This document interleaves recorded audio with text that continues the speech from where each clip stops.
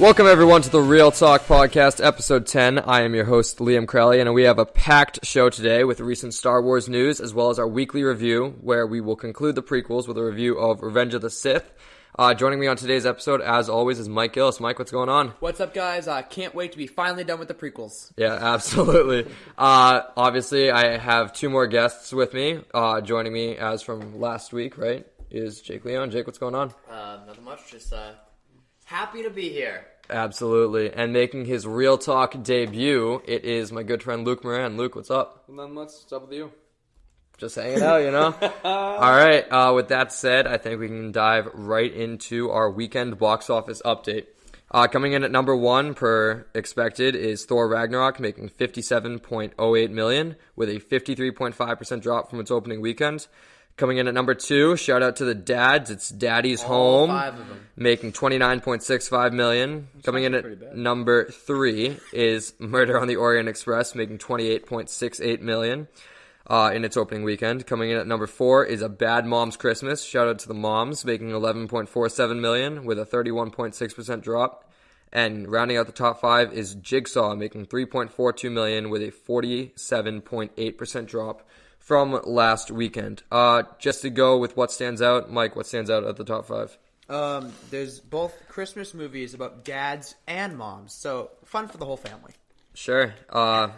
Jigsaw still being in the top five is kind of interesting because, you know, Halloween's It's long over, gone. but we talked about this a couple podcasts ago. How much did Jigsaw make on its opening weekend? A lot. $25 million, I think, That's which not bad. whatever. For horror movies. Its budget was around $5 million, so it made its budget back greatly. Baby. Yeah. Thor Ragnarok obviously is expected to stay in number one. No surprise there. Yeah, He'll stay there until Justice League comes out. for sure. That's this weekend, though. Yeah. So Justice League, for box office wise, I expect Justice League to make well over $100 million. I don't know if it will crack 200. I strongly doubt it because, for one, it's coming out in November.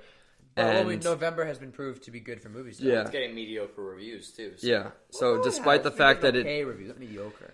I would say mediocre. They're probably People better are, than what it was expected. Yeah, better than Yeah. expected.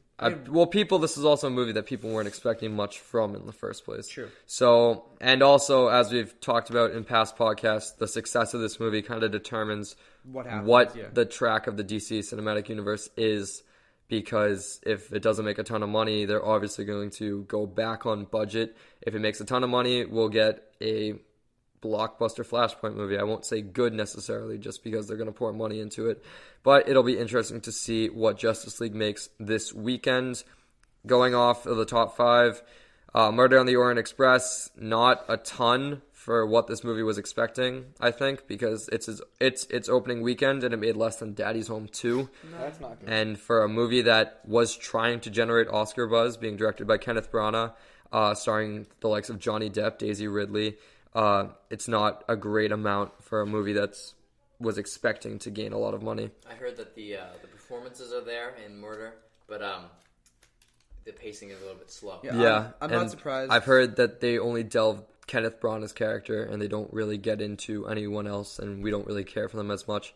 If we get the chance, I do want to go out and try and see that movie because I was very interested by the trailers, and I'd love to, you know, get my own opinion on it, not just based off what people have been saying about it, but it's tough, especially in November with, you know, the likes of Thor coming out, Justice League. It's not exactly... Daddy's Home. Of course. I can't believe Daddy's Home, too. No, but I'm not surprised about this because if you think about it, this movie's a lot like Blade Runner in the sense of it's a... No, think of it, it's in the sense of it's a remake or a sequel. Sure. It's a remake of the classic 70s film.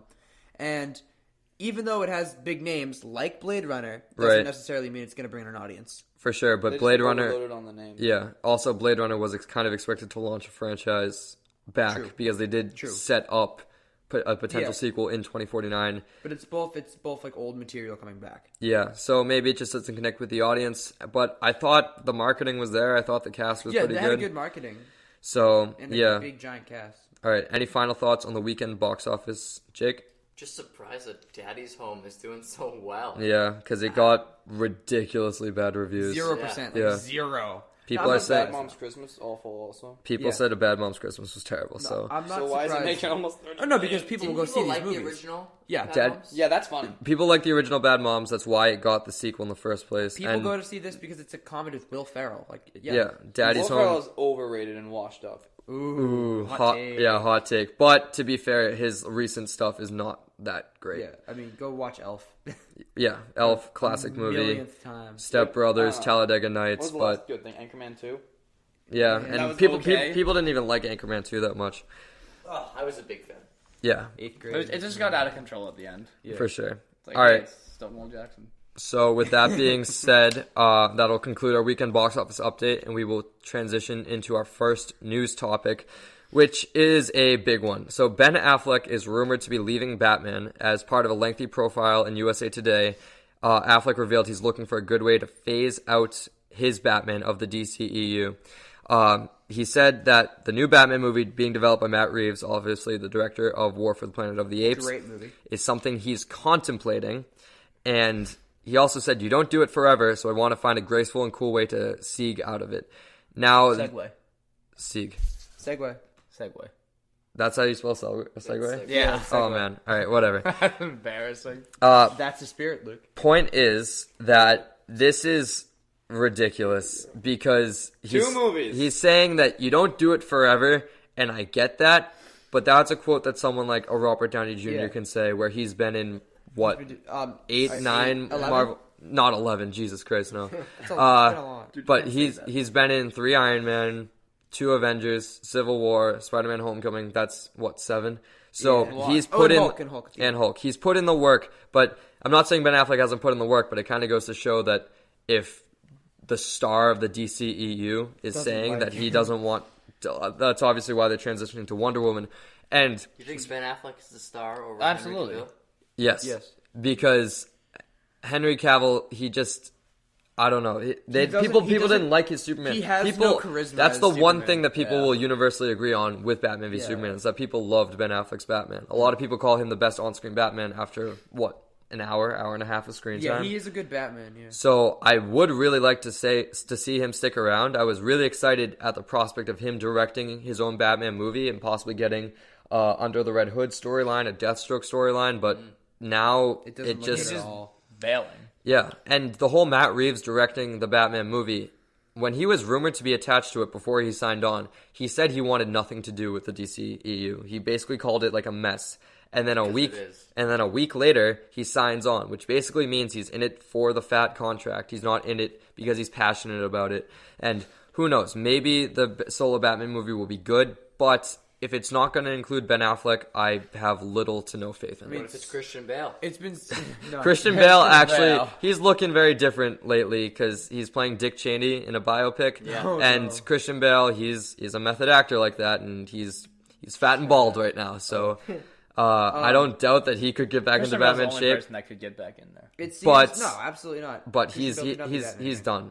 There's Oh, no yeah, way that's- he would that's not do another Batman movie Um, without Christopher Nolan directing, Yep. or just any Batman movie at this point. It seems like DCU solo picks are going better than group picks, if you think about it. I mean- Man yes. of Steel. Man of The Steel. star of leaving a movie is going so well.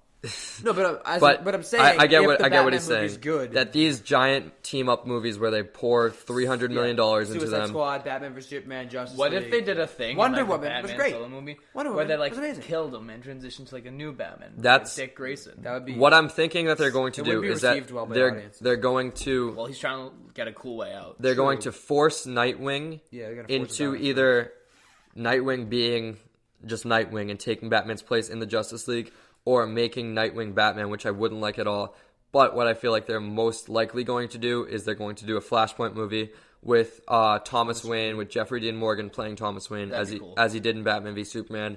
Have Flashpoint get fixed, but the one thing they couldn't fix is Bruce Wayne dying, and then our Batman is now Thomas Wayne, which I think That'd that's be the best really case weird. scenario. But I That think would it's be weird. I think it's really weird. I think that's very interesting to think about, but you think they're going to get Jeffrey Dean Morgan to play Batman for like consecutive movies. I mean, in the DCU, if which has he's a bad still track playing record. Negan in The Walking Dead, and Yeah, that's different. but Well, The Walking yeah. Dead is I don't want to compare The Walking Dead's reviews to the DCEU because The Walking Dead does have a good track record in the past, but we are talking about a TV show that is deteriorating. Yeah. Yeah. So You know, they recently came out and said The Walking Dead, they have enough material to go on for 100 years. Oh, Well, let's not do that. jeez. why would they want to do that? But Money. obviously, and Money is the driving force of Like, everything. people Yeah. who watched the first season would be dead before they could even finish it. I know. But Jeffrey Dean Morgan, if he were to play Batman, and I know people are like, I don't know if he would sign on. If the contract is there, he would sign on. Yeah. Money He's is the not, driving force see, of everything. the thing about Ben Affleck is he's a very prideful actor. He's not just someone who's going to sign a fat contract and just bite the bullet and make his money. He's a director at the same time. He wants to make his own craft, and when he's got a studio telling him what he can and can't make, doesn't like that. it's gonna piss him off. And I know for a fact that in his past movies, what was it? Run the Night or Run All Night? The latest movie he directed. The Accountant? No, not The Accountant. It was a gangster movie. Run the Oh, Night no, thing, what am I yeah. thinking about? It got mediocre reviews. Yeah, I know what you're talking about. But in all the press releases for it, all they wanted to ask about was Batman. yeah.